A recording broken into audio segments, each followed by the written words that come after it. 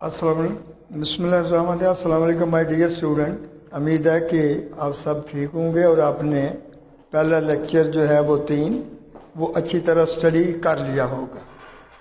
तो आज हम चौथे लेक्चर की तरफ आते हैं। इसमें शॉर्ट क्वेश्चन है जो हमने आर्टिकल पढ़े हैं, तो उसके बारे में शॉर्ट क्वेश्चन है तो वो हम डिस्कस करेंगे वन बाय वन। तो ये लेक्चर नंबर पेज जो है आपको जो सेंड किए गए हैं, तो ये स्टार्ट होता है पेज नंबर 11 से।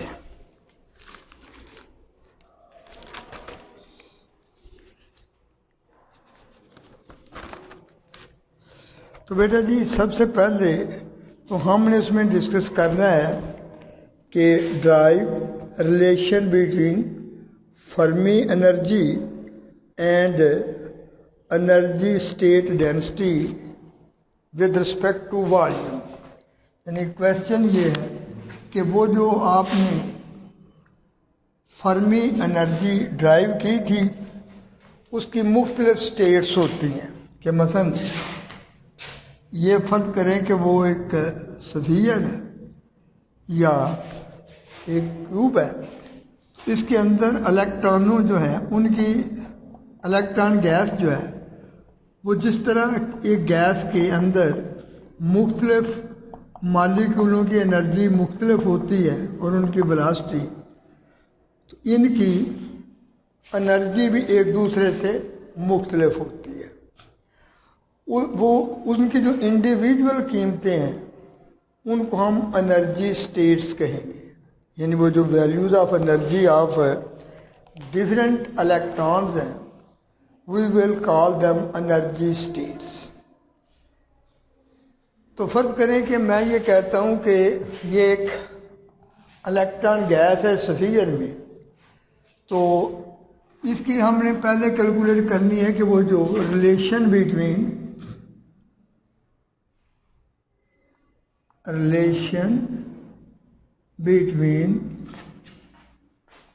यानी कह ले कि एनर्जी से यानी एनर्जी स्टेट्स यानी फर्मी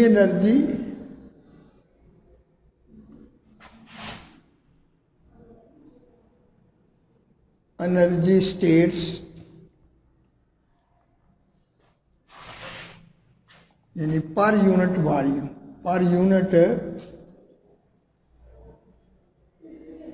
वॉल्यूम,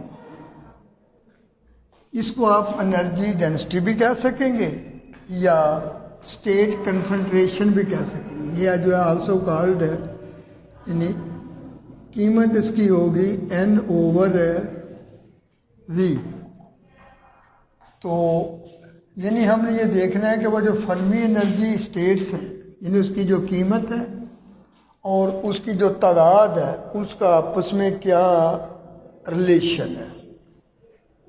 तो इसमें हमने पहले ये देखना है कि इसमें इसका वॉल्यूम कितना है और इसमें टोटल एनर्जी स्टेट कितनी है, टोटल एनर्जी स्टेट है कितनी है।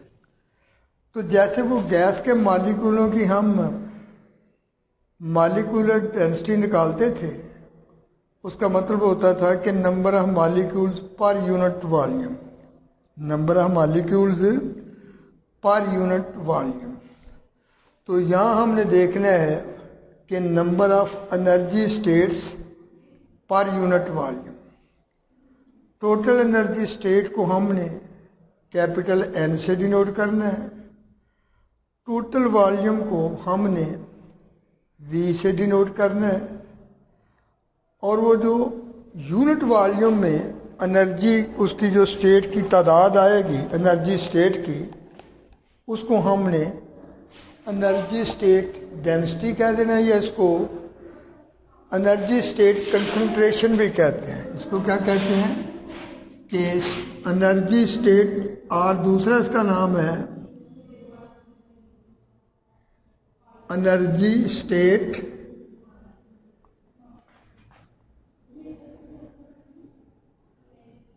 कंसंट्रेशन। यानी सादा लफ्ज़ों में number of energy states per unit volume. तो अब इसमें बेटा हमने करना क्या है कि n की कीमत मालूम करनी है और फिर v की कीमत, और दोनों को आपस में डिवाइड कर देना है। उससे हमारी एनर्जी स्टेट डेंसिटी निकल आएगी वॉल्यूम के लिहाज से। अब हम ये कहेंगे कि हमें कैसे पता चलेगा कि भाई वो जो एनर्जी स्टेट है एक स्टेट का कितना वॉल्यूम है और टोटल उसका कितना वॉल्यूम है। इसके आंसर में बेटा जी आप देखें, आपने जो मॉडल फर्ज किया था वो हमने क्यूबिक लिया था कि फर्ज करें कि ये एक क्यूब है और ये जो स्फीयर है उसकी साइडों को टच कर रहा है। तो ये हमने एक बनाया था और ये स्फीयर जो था हमने कहा था जो फर्मी स्फीयर होता है वो होता है जो उसकी साइडों को टच करे, उसके सारे फेसेस को टच करे। इसका रेडियस KF था और इसके अंदर ये मुख्तलिफ एनर्जी स्टेट।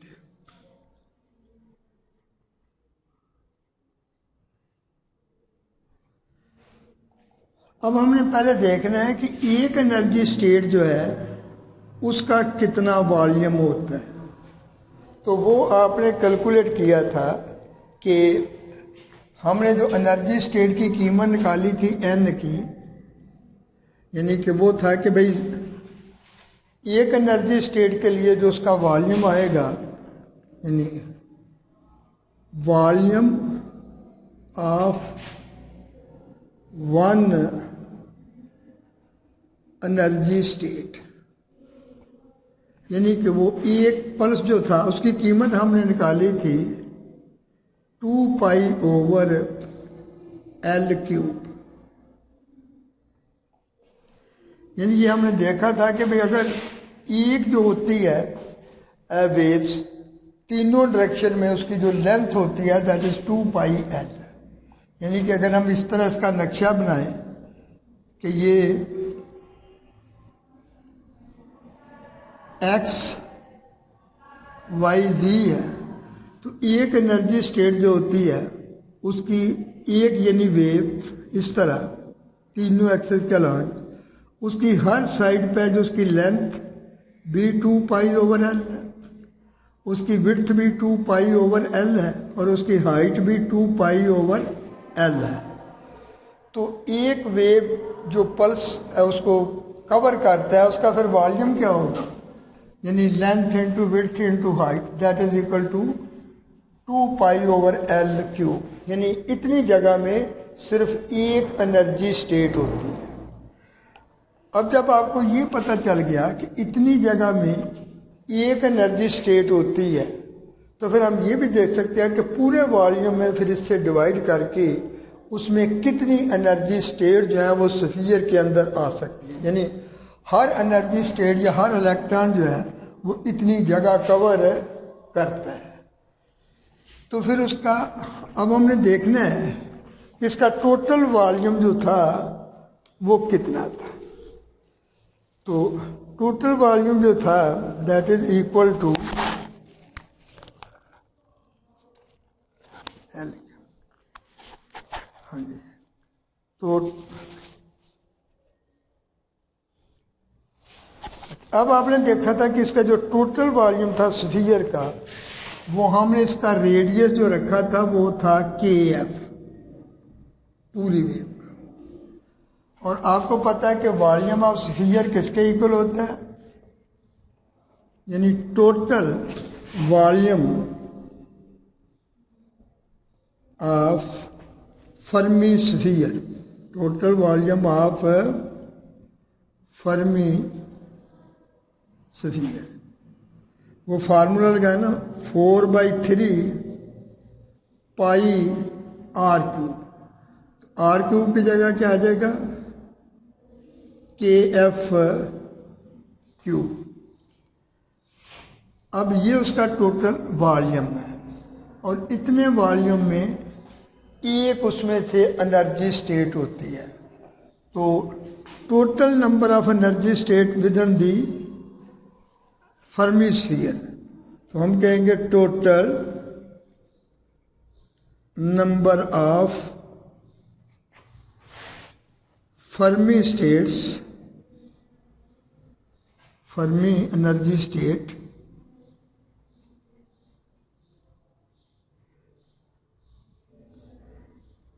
इन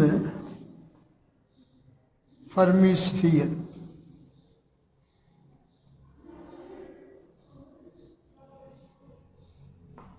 तो वो n आ जाएगा, वॉल्यूम को आप डिवाइड कर लें उस वॉल्यूम से जो एक एनर्जी स्टेट कवर करती है, तो that is equal to 4/3 unit. ये इस तरह करेंगे, ऊपर टोटल वॉल्यूम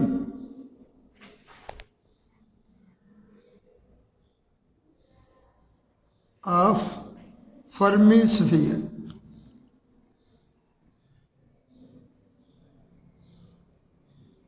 और नीचे volume occupied by one energy state, volume occupied by one energy state. ये ऐसे ही है कि जैसे आप ये कहें कि आपकी जेब में 100 रुपये है और एक टॉफ़ी की कीमत 5 रुपये है, आप 100 में टोटल कितनी टॉफ़ी खरीद सकेंगी, वो 100 को एक टॉफ़ी की कीमत से डिवाइड कर दो, तो 100/5 वो 20 आ जाएगी। इस तरह हमें पता है कि एक एनर्जी स्टेट इतना वॉल्यूम ऑक्युपाई करती है।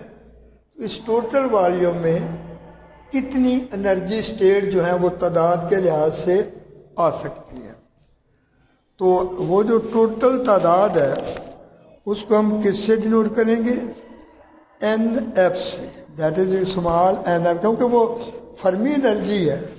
तो फिर इसको हम N के साथ F का सिंबल देंगे। यहाँ हम ये कीमत रखेंगे और इसकी जगह वो कीमत रखेंगे। तो वो जो हमारी एनर्जी स्टेट वॉल्यूम डेंसिटी आएगी वो फिर किसके इक्वल होगी। तो बेटा जी देखो है एवरीबॉडी कि NF की कीमत फिर यूं निकलेगी, ऊपर total volume of the Fermi sphere that is 4/3 pi KF², KF³ और divided by 2π/L whole cube. तो अब हम इसको कैलकुलेट करते हैं कि भाई कितनी होगी। तो ये आ जाएगी, इस तरह कैलकुलेट कर ले, 4/3 पाई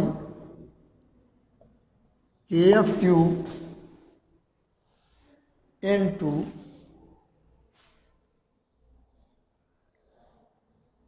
L³ ओवर,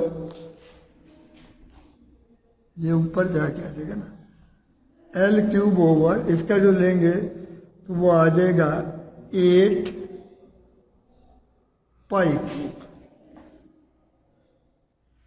अब इसमें से ये पाई एक कट गया, स्क्वायर बन गया।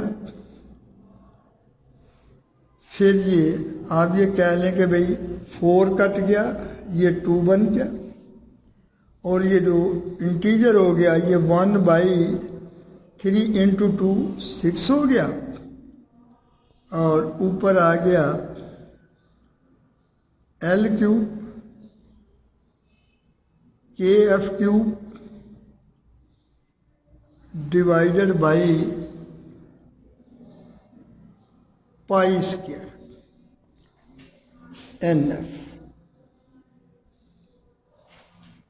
और अब हमें चूंकि पता है कि भाई ये जो एल क्यूब है ये क्या है, ये जो आपने लिया था क्यूबिकल बार्स उसका वॉल्यूम है। तो एज ये जो एल क्यूब है ये उसका वॉल्यूम अगर हम वी फर्ज करें तो फिर यहाँ वी आ जाएगा। एन एफ की कीमत क्या आ जाएगी?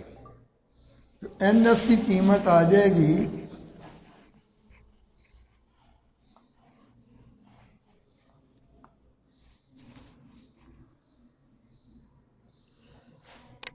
N F is equal to V over, इसकी जगह V6 into K F cube over pi square. तो ये हम ये कहेंगे कि इसके एन एफ की जो है वो कीमत आ जाएगी। लेकिन अब हमें ये भी पता है कि भाई ये जो होता है एक ऑर्बिटल उसमें दो इलेक्ट्रॉन होते हैं, एक की स्पिन होती है M S is equal to +1/2 और दूसरा M S is equal to -1। इसका एक्सेस अपवर्ड होता है और उसका एक्सेस जो है वो डाउनवर्ड होता है।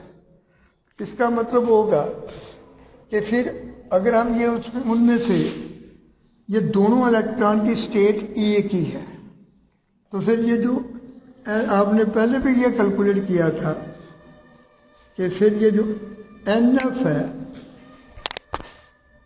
एन एफ उसकी जो तादाद होगी दैट इज n/2 अगर उसमें n टोटल एटम तो यहाँ पर आ जाएगा n/2 equal to V/6 kF cube divided by pi square. अब ये 2 कट जाएगा तो जो n की कीमत होगी वो आ जाएगी V/3 kF cube divided by pi square divided by pi square. तो ये बेटा जी इसमें से अगर हम KF की कीमत निकालना चाहें तो वो क्या निकलेगी, क्योंकि हमने असल में निकालना है n/V, n हमारा निकल आया। यहाँ से KF की कीमत निकालनी है तो यहाँ से KF की कीमत ये इधर मल्टीप्लाई हो जाएगा और ये डिवाइड हो जाएगा।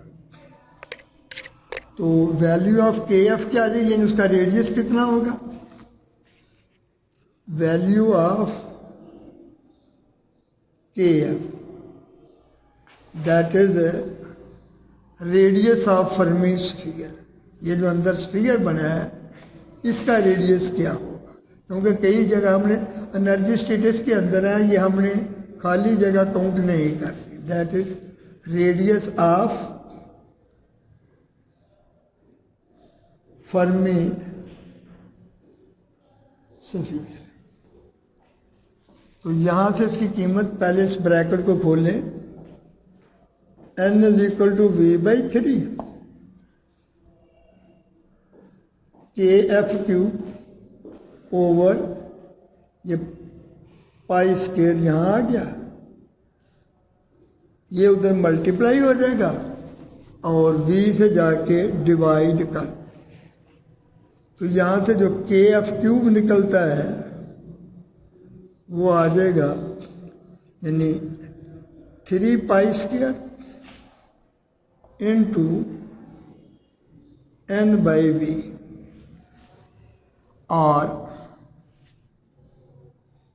KF जो है सिंपली वो आ जाएगा 3 पाई स्क्वायर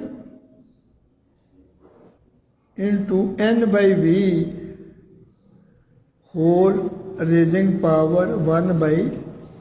तो ये हमने उसकी कीमत निकाल ली फर्मी रेडियस की। अब हम ये कीमत जो है उसमें पुट कर देंगे उसकी एनर्जी वैल्यू में, कि वो जो EF हमने निकाला था उसमें हम ये KF की कीमत जो है वो पुट कर देंगे। हमें पता है कि एज अगले स्टेप में as value of Fermi energy, value of Fermi energy, वो वैल्यू क्या थी? EF is equal to h square upon 2m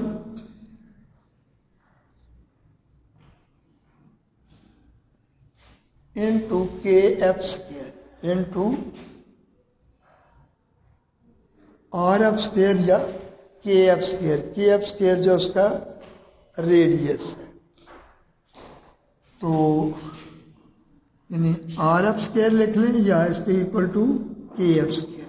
और यहाँ वो जो KF की कीमत है जो आपने N और V की सूरत में निकाली है वो पुट करें।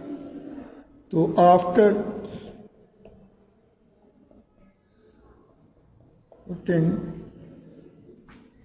वैल्यू ऑफ KF, तो KF की जब हम कीमत पुट करेंगे वो जो निकाली है, EF की कीमत आ जाएगी h स्क्वायर अपॉन 2m और KF स्क्वायर की जगह जो कीमत आ जाएगी वही 3 pi square n by v, ठीक, रेजिंग पावर यानी कह रहे 1/3 और फिर इसकी पावर आपने लेनी इसका स्क्वायर इंटू 2, तो वो किसके इक्वल आ जाएगा जी? h square upon 2m into 3 pi square n by v raising power 2/3। तो ये था बेटा जी जो कि हमने कहा था कि हमने वैल्यू ऑफ फर्मी एनर्जी को रिलेट करना है with N over V, that is number of energy states per unit volume, number of energy states per unit volume. इससे हम कैसे कीमत कैलकुलेट कर सकते हैं कि हम ये देखते हैं कि जैसे उसके एक क्यूब में कितने मालिक्यूल थे। फर्क करें कि हम कहते हैं कि भाई इसके अंदर 1000 मालिक्यूल है, 1000 फ्री इलेक्ट्रॉन है, तो वो n की कीमत रखेंगे। फिर इसका वॉल्यूम जो हमने है, फर्क करें L है लेंथ, इसका वॉल्यूम L क्यूब है, तो उसको हम डिवाइड करके देख सकते हैं कि इसके एक यूनिट वॉल्यूम में कितनी जो स्टेट है वो आ सकती हैं। इससे फिर बाकी सारी कीमतें नून होंगी। h की कीमत भी आपको पता है, यानी h कट की जो h कट की कीमत होती है वो क्या होती है? h कट होता है h ओवर 2 पाई, और जो h की कीमत है 6.63 10 रेजिंग पावर -34, 2 पाई 2 इंटू 3.14।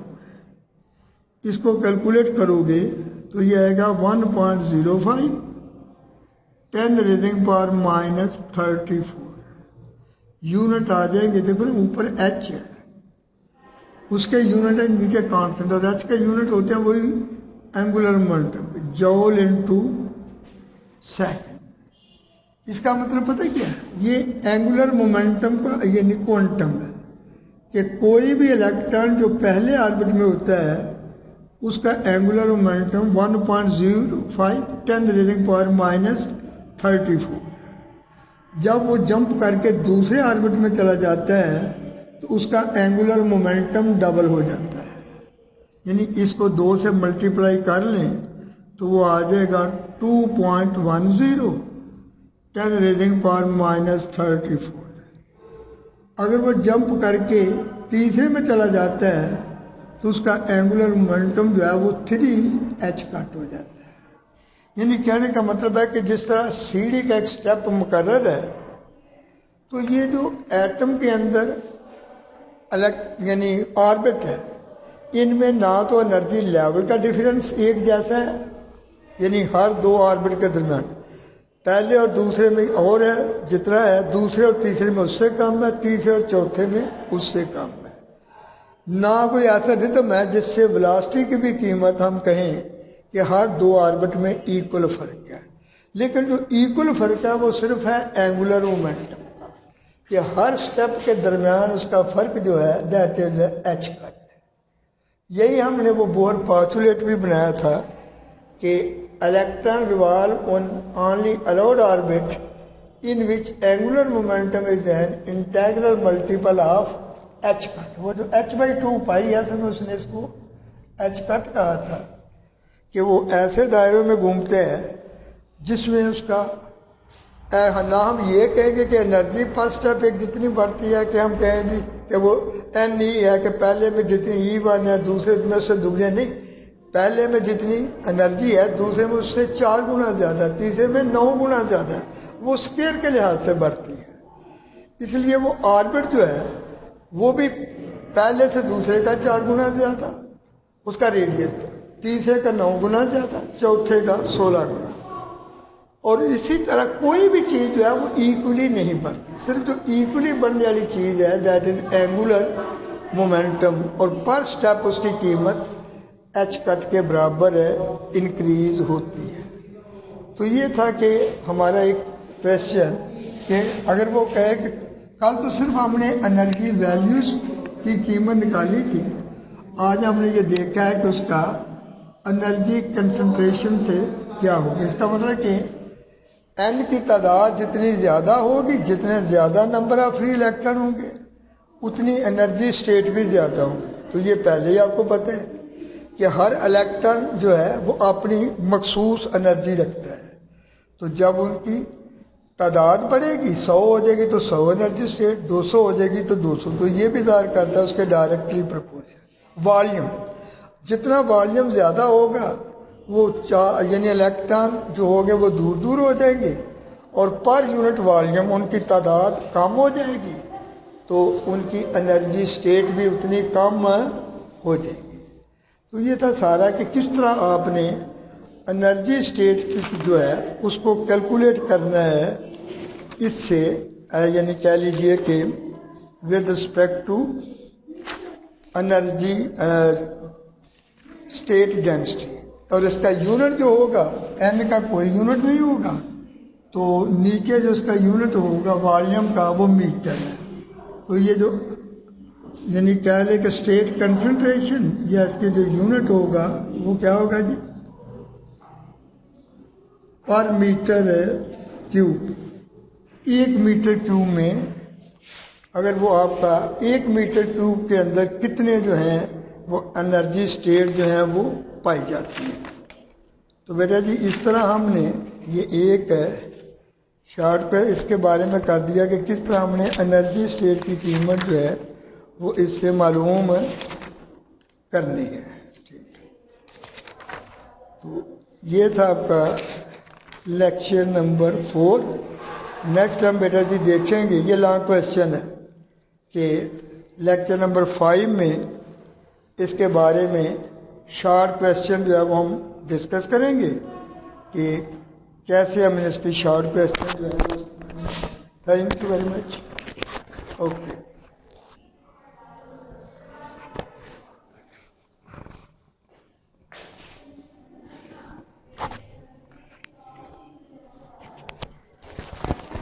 चले एक दफ़ा फिर मैं इसको रिपीट कर देता हूँ,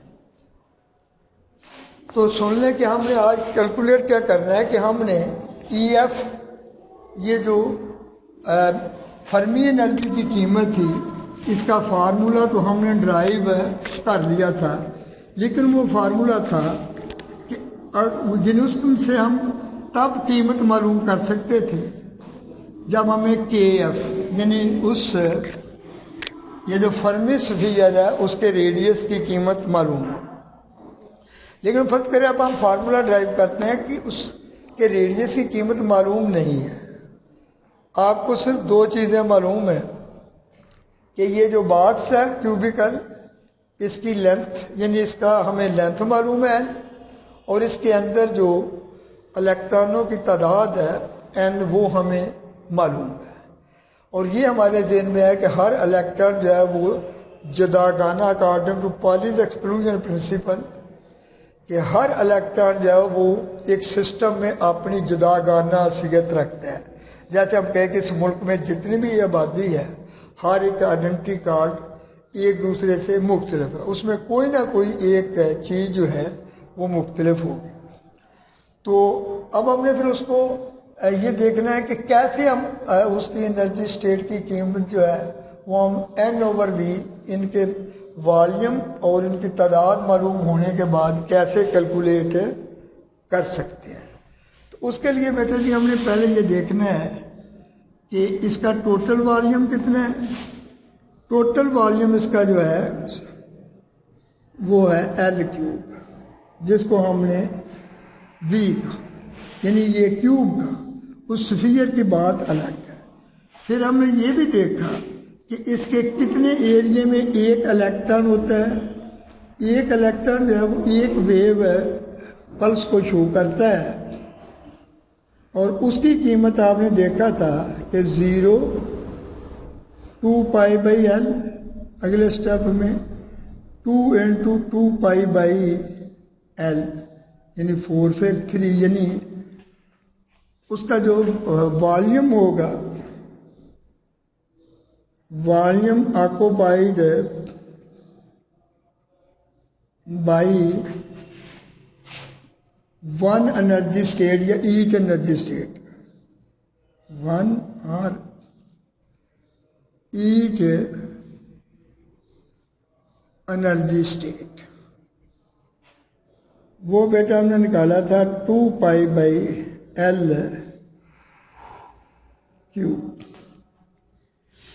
अब ये ज़ाहिर है कि यहाँ तो वो कोई एनर्जी स्टेट नहीं है। एनर्जी स्टेट जो है वो सिर्फ उसके अंदर है, क्या वो कहते हैं कि फर्मी स्फीयर की।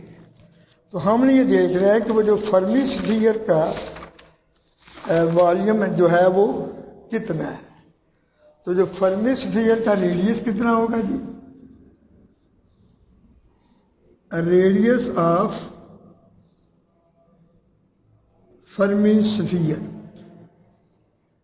वो बेटा आपने RF के बजाय उसको डिनोट किया KF से। उसका जो वॉल्यूम होगा वो स्फीयर का फार्मूला लगाएं 4/3π/KF3। अब इस वॉल्यूम में अगर हर एक एनर्जी स्टेट इतना वॉल्यूम कवर करे, इसमें जो number of total number of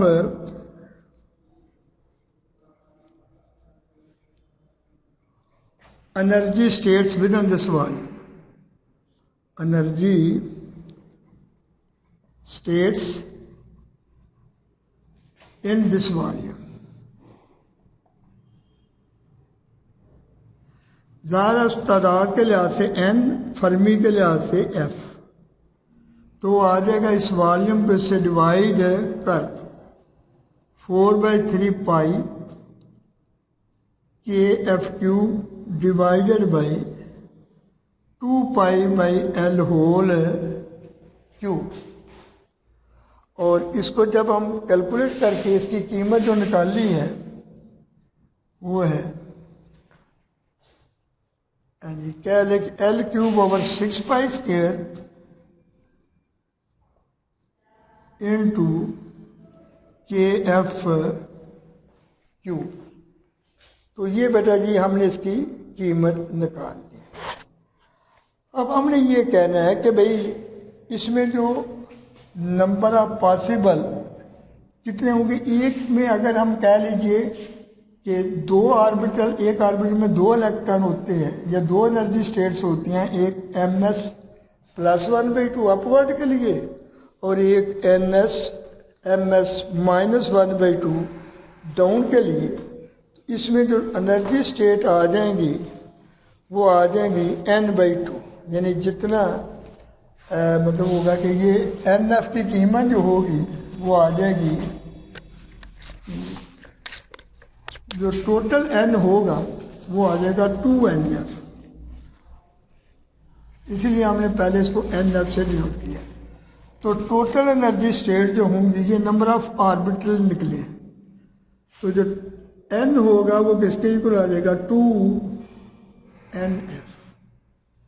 तो या NF के जो NF होगा वो फिर आ जाएगा n/2।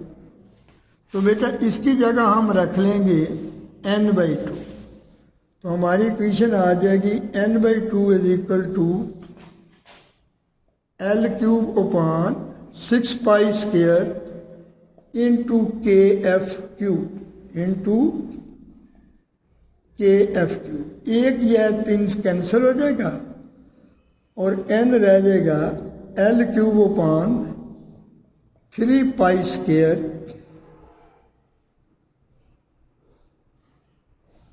KF³।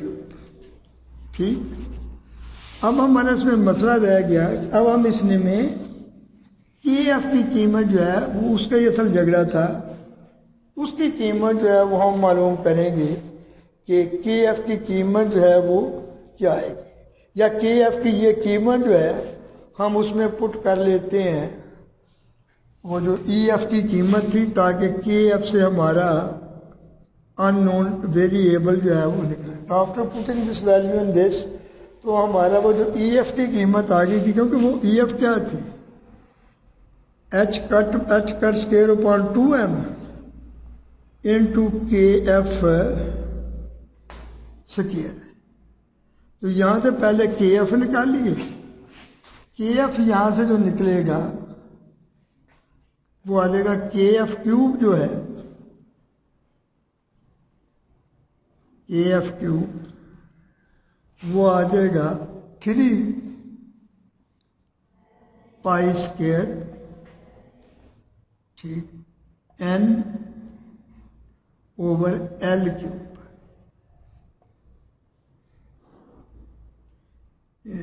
तो ये बेटा जी ये जो L³ है ये आपको पता है वॉल्यूम में ऑफ दी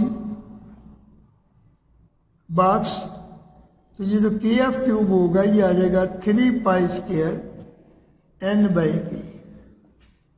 तो KF की कीमत क्यूब दूसरी तरफ ले जाएं तो KF की कीमत जो होगी वो 3π² n/v रेजिंग पावर 1/3। तो ये उसकी कीमत जो होगी KF की वो हम यहाँ दर्ज करेंगे। EF की कीमत जो आएगी h²/2m और वो आ गया 3π² n/v इसकी पावर 1/3 और फिर इसका स्क्वायर, तो ये आ जाएगा h²/2m 2π² और ये आ जाएगी पावर 2/3। इस तरीके से हमने EF की जो है वो कीमत निकाल ली in terms of n/v, that is state concentration या number of energy states per unit volume, और इसके यूनिट हो गए पर मीटर क्यूब। Thank you. तो ये बड़ा एक इम्पॉर्टेंट क्वेश्चन है वो कि किस तरीके से हमने जो एनर्जी स्टेट की तादाद है उसको वॉल्यूम के लिहाज से मालूम करना है। Okay, thank you very much.